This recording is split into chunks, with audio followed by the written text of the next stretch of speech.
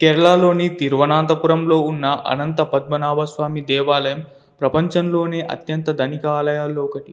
ఈ ఆలయ నేలమాళిగల్లో 6 రహస్య గదులున్నాయి. వీటిలో రాసుల కొద్దీ బంగారం, వజ్ర వైడూర్యాలు, స్వర్ణ విగ్రహాలు కనుగొన్నారు. మరి ఆలయం వెనుకున్న రహస్యమేంటో ఇప్పుడు తెలుసుకుందాం. అనంత పద్మనాభ స్వామి దేవాలయం గత కొన్నేళ్ల నుంచి ప్రజల్లో బాగా వినిపిస్తున్న పేరు. ప్రపంచంలోనే అత్యంత సంపన్న ఆలయాల్లో ఒకటిగా ప్రసిద్ధిగాంచిన ఈ మందిరం కేరళ రాజధాని తిరువనంతపురంలో ఉంది. శ్రీ మహావిష్ణువు 108 దివ్య ప్రదేశాల్లో ఒకటైన ఈ గుడిలో పాలసముద్రంలోని శేషపాన్పుపై పవళిస్తున్న ఆ శ్రీహరి రూపాన్ని ఇక్కడ వీక్షించవచ్చు. పద్మాన్ని నాభి అందు కలిగి ఉన్నాడు కాబట్టి ఆయన్ని పద్మనాభుడిగా పిలుస్తున్నారు. కొన్నేళ్ల క్రితం ఈ మందిరం నేలమాళిగల్లో బయటపడిన బంగారం వల్ల ఈ గుడి సర్వత్రా చర్చనీయాంశమైంది. కొన్ని లక్షల కోట్ల విలువ ఉంటుందని అంచనా వేశారు. ఇటీవల ఆలయ బాధ్యతను ట్రావెన్కోర్ రాజకుటుంబానికి తిరిగి అప్పగిస్తున్నట్లు సుప్రీంకోర్టు తీర్పు వెలువరించింది. ఆలయ ప్రస్తావన గురించి అనేక పురాణాల్లో, ఇతిహాసాల్లో ఉంది. బలరాముడు స్వామికి పూజలు చేసినట్లు భాగవతం పేర్కొంటుంది. స్వామివారి గురించి 12 మంది ఆళ్వారుల్లో ఒకరైన నమ్మాళ్వారు అనేక రచనలు చేశారు. కలియుగం ప్రారంభమైన రోజున ఈ ఆలయాన్ని నిర్మించినట్లు తెలుస్తుంది. అయితే ఈ గుడి చరిత్రపై నిర్దిష్టమైన సమాచారం లేదు. వేల సంవత్సరాల నుంచి నిత్య పూజలు అందుకుంటున్నట్లు ఆలయానికి చెందిన రికార్డులు తెలియజేస్తున్నాయి. అయితే ఈ మందిరాన్ని 260 ఏళ్ల క్రితం తిరిగి నిర్మించారు.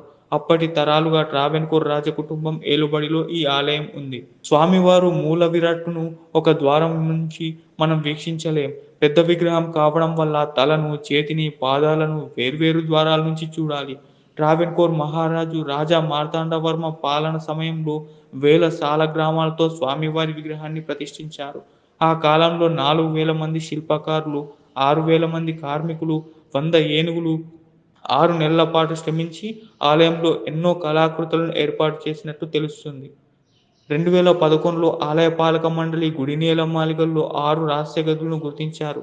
ఆ గదులను తెరవాలని సుప్రీంకోర్టు తీర్పుతో 5 గదులను తెరిచారు. ఫలితంగా ఆ గదుల్లో అపారమైన సంపద ఉన్నట్లు గుర్తించారు. ఏ, బి, సి, డి, ఈ, ఎఫ్ అనే ఆంగ్ల అక్షరమాల ప్రకారం ఆ గదులకు పేర్లు పెట్టారు. మొదట ఏబీసీ గదులను తెరిచారు. వాటిలో 20 పెద్ద జగ్గులు, బంగారు హ్యాండిల్‌తో కూడిన ఒక జగ్గు, ఒక బంగారు కలం, 340 వరకు బంగారు జగ్గులు, 30 వెండి దీపాలు, శివుడి విగ్రహాలు, ఇతర బంగారు ఆభరణాలు రాశుల కొద్దీ ఉన్నట్లు గుర్తించారు. ఇవి కాకుండా తీస్తున్న కొద్దీ బంగారు కంకణాలు, ఉంగరాలు వస్తూనే ఉన్నాయి. ఆలయానికి ఉత్తరం వైపున రూమ్ డి, ఆగ్నేయంలో రూమ్ ఎఫ్‌ను తెరిచారు. ఈ గదుల్లోనూ అపారమైన బంగారం, వజ్రాలు రాశుల కొద్దీ లభించాయి. వీటి విలువ లక్షల కోట్లలో ఉంటుందని అంచనా. నేలమాళిగల్లో బయటపడ్డ సంపదలతో అప్పటి వరకు దేశంలో అత్యంత సంపన్న ఆలయంగా ఉన్న తిరుమలను పద్మనాభస్వామి ఆలయం వెనక్కు నెట్టింది.